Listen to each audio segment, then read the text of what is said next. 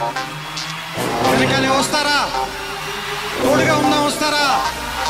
రండి విందాం.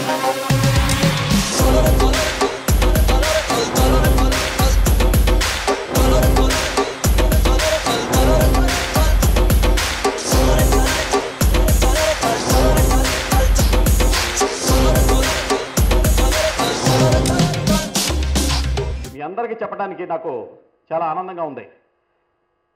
మార్చి 14వ తారీఖున మన ఆవిర్భావ సభ జరిగింది. మనం అప్పటిదాకా జనసేన సభ్యత్వం ఆ కార్యక్రమాన్ని మనం చేపట్టలేదు.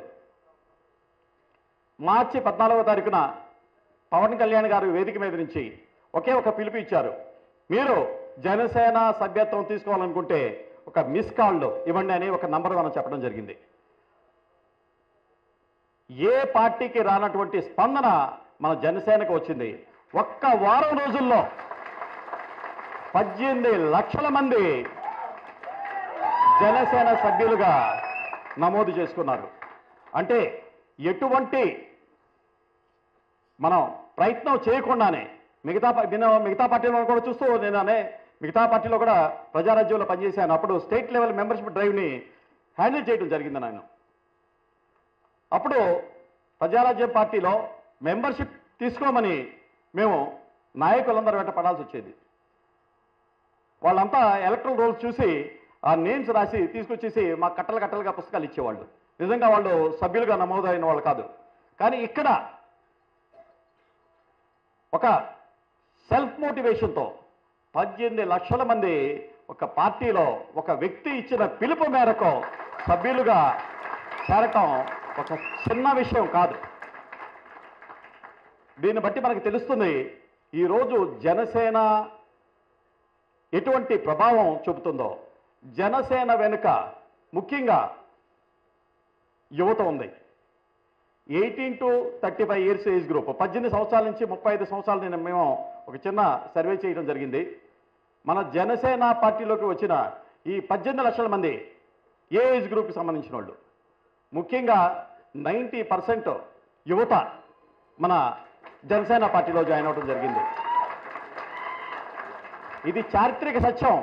యువత శక్తి ఏ పార్టీ వైపు ఉంటుందో, ఏ పార్టీ వెనుక ఉంటుందో ఆ పార్టీ విజయం సాధించడం తథ్యం. ఈసారి జనసేన వెనక యువత ఉన్నది కాబట్టి, యువశక్తి ఉన్నది కాబట్టి మన జనసేన పార్టీ అధికారంలోకి తీసుకురాకుండా ఏ శక్తి మననే ఆపలేదని నేను విశ్వసిస్తున్నాను. కానీ మనం అందరం చాలా ప్రాక్టికల్గా ఉండాలి. జన సైనికులందరూ చాలా, ఇందాక మన సోదరుడు చెప్పాడు, పవన్ కళ్యాణ్ గారు ముఖ్యమంత్రి అయిపోతారు.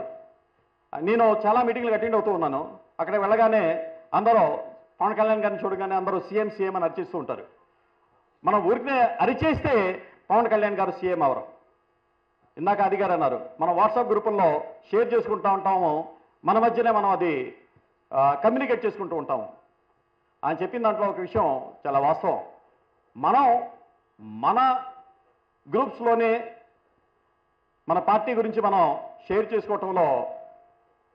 చేయటం వల్ల మన పార్టీ ఏమీ డెవలప్ అవ్వదు.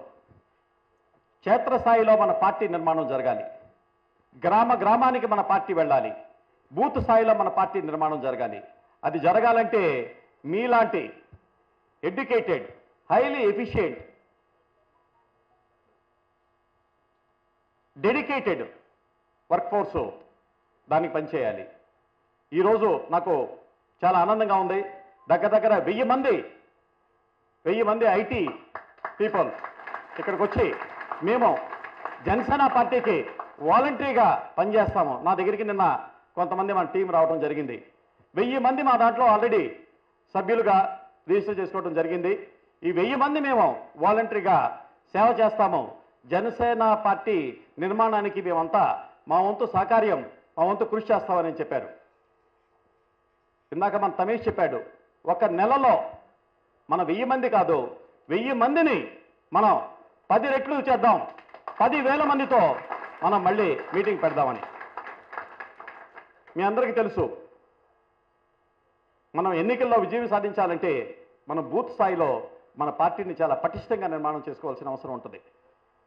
ఈరోజు మనకి మీడియా సపోర్ట్ లేదు, అయినా సరే మనం వీ డోంట్ కేర్. ఎందుకంటే ఈరోజు ఎలక్ట్రానిక్ మీడియా కానీ ప్రింట్ మీడియా కానీ శాసించే స్థాయి నుంచి యాచించే స్థాయికి వచ్చింది. అది ఒక్క సోషల్ మీడియా వల్ల సాధ్యపడింది. ఈరోజు కొన్ని నిమిషాల్లో జనసేన పార్టీ చేస్తున్న కార్యక్రమాలు ప్రపంచవ్యాప్తంగా కొన్ని కోట్లాది మంది జన సైనికులకి, లక్షలాది మంది జన సైనికులకి అది రీచ్ అవుతుందంటే అది సోషల్ మీడియా ఒక ఇంపాక్ట్ అని మీ అందరికీ నేను సవినయంగా మనవి చేస్తున్నాను. సో ఆ సోషల్ మీడియా మన చేతుల్లో ఉంది. సోషల్ మీడియాలో యాక్టివ్గా పనిచేయడానికి మీలాంటి సైనికులు ఉన్నారు. ఇక్కడ మీరు చేయవలసిందల్లా ఒకటే, ప్రతి బూత్కి ఒక ఐటీ సోల్జర్ని తయారు చేయండి. ప్రతి బూత్కి ఒక్కొక్క సైనికుడు ఒక మిసైల్లా పనిచేయాలి. మన ఆంధ్రప్రదేశ్ రాష్ట్రంలో మనకి 44,000 బూతులు ఉన్నాయి. ఈ 44,000 బూతులకి మనం 44,000 మంది ఐటీ సోల్జర్స్ని తయారు చేయాలి. అది మన ఇమీడియట్ టార్గెట్. ఈ పని వచ్చే 2 నెలల కాలంలో జరగాలి. ఈరోజు మన దగ్గర ఆల్రెడీ 14,000 మంది ఐటీ రంగానికి చెందిన వాళ్ళు ఎన్రోల్ చేసుకున్నారు. 14,000 మంది బూత్ స్థాయిలో పనిచేయడానికి, క్షేత్రస్థాయిలో పనిచేయడానికి వాళ్ళు విల్లింగ్నెస్ ఇచ్చారు. దాన్ని మనం ఇంకా రాబోయే కాలంలో దాన్ని ఇంక్రీజ్ చేసి ప్రతి బూత్ స్థాయిలో ఒక్కొక్క కార్యకర్తని, ఒక్కొక్క జన సైనికుడిని, ఐటీ జన సైనికుడిని, ఐటీ అంటే మీరు వారియర్స్, మీరు ఇంటలెక్చువల్ వారియర్స్, ఆ ఇంటలెక్చువల్ వారియర్స్ని మనం తయారు చేసుకోవాలి. దానికి మీరందరూ కృషి చేయాలి. ఇక్కడికి వచ్చిన ప్రతి జన సైనికుడిని నేను కోరుకునేది ఒకటే, మీరు 10 మందిని తయారు చేయలేండి మీలాంటి వాళ్ళని. వచ్చే 30 రోజుల్లో ఒక్కొక్కళ్ళు మీరు 10 మందిని తయారు చేయగలిగితే మనకి హైదరాబాద్లోనే 10,000 మంది జన సైనికులు ఐటీ వారియర్స్ తయారవుతారు. మన టార్గెట్ వచ్చే 60 రోజుల్లో మనం 44,000 మందిని తయారు చేయాలి. అది సాధ్యం అవుతుంది. అది ఒక్క జనసేన పార్టీకే సాధ్యం అవుతుంది, ఏ పార్టీకి సాధ్యం కాదు. ఎందుకంటే ఐటీలో ఉన్నటువంటి నిష్ణాతులు, దాంట్లో పనిచేసే ఎంప్లాయీస్ జనసేనని నిజంగా మనస్ఫూర్తిగా ఆహ్వానిస్తున్నారు. ఎందుకంటే మేము వాళ్ళ మెసేజ్లు చూస్తున్నా, వాళ్ళ నుంచి వచ్చే కంటెంట్స్, వాళ్ళ నుంచి వచ్చే ఇన్పుట్ చూస్తుంటే ఐటీ, ఎస్పెషల్లీ ఐటీ ఫీల్డ్లో ఉన్నటువంటి ప్రతి ఇద్దరిలో ఒకళ్ళు మన జనసేన పార్టీని మనస్ఫూర్తిగా కోరుకుంటున్నారు. అందువల్ల మనకి 40,000 మంది, 44,000 మంది వర్క్ ఫోర్స్ తయారు చేసుకోవటం ఏమాత్రం అసాధ్యం కాదు. అందువల్ల మీరందరూ నిశ్చయించుకుంటే, ఒక డిటర్మినేషన్తో మీరు పనిచేస్తే మనకు కావాల్సిన టీంని మనం బిల్డ్ చేస్తాము. ఇక్కడ ఉన్నటువంటి యునైట్ అనే టీంని మీరు ఈరోజు మన ముందుకు తీసుకురావడం జరిగింది. యునైట్ ఇంకా విస్తరించి బూత్ స్థాయిలో కూడా అదే పనిచేసి మన జనసేన పార్టీని ముందుకు తీసుకెళ్తారని నేను ఆశిస్తున్నాను. ఇంకోటి మీ నుంచి కోరుకునేది ఏంటంటే, ప్రతి వాళ్ళు ఒక్కొక్క విలేజ్ని అడాప్ట్ చేసుకోండి.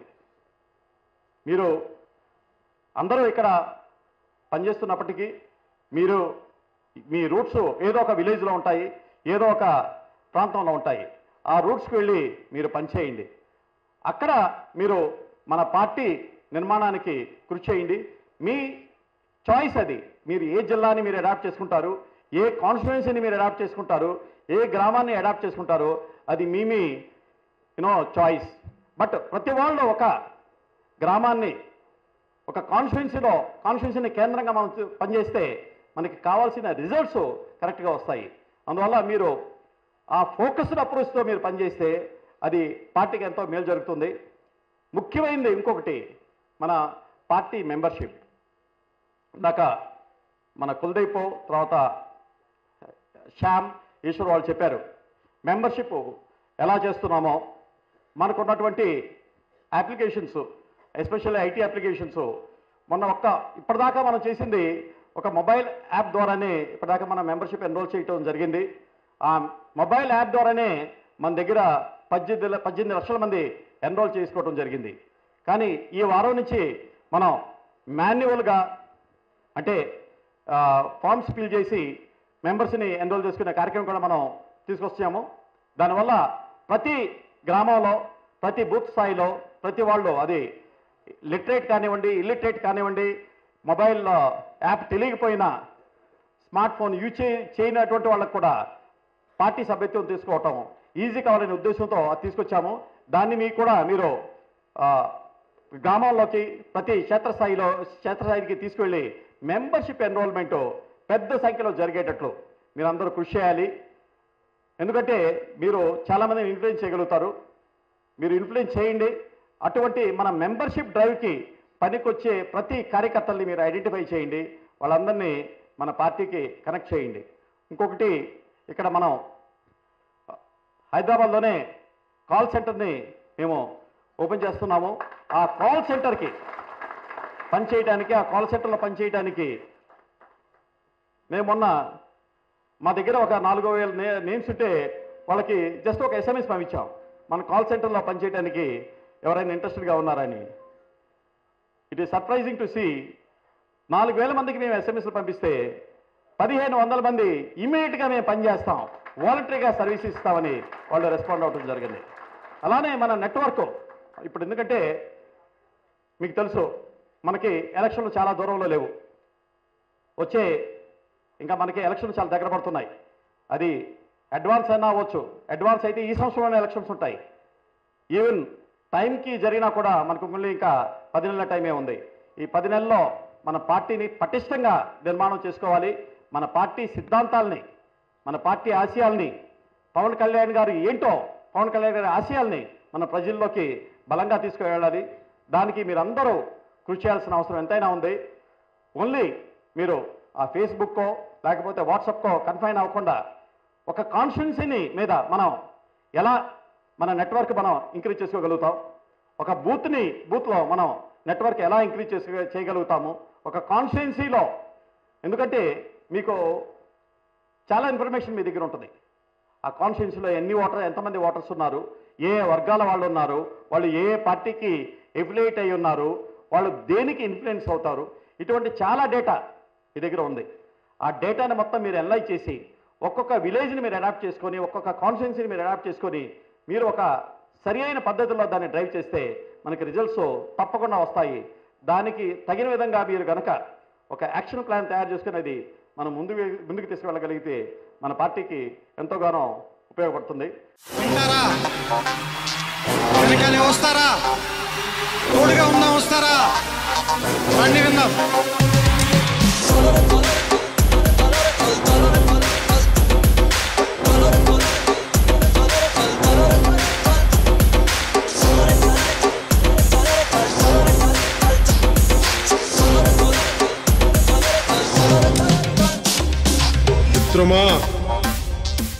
Please subscribe new waves. ఇలాంటి మరిన్ని మంచి వీడియోలు కావాలని కోరుకుంటున్నారా? అయితే పక్కనే ఉన్న గంట సింబల్ను క్లిక్ చేయండి. అలాగే సబ్స్క్రైబ్ చేయండి.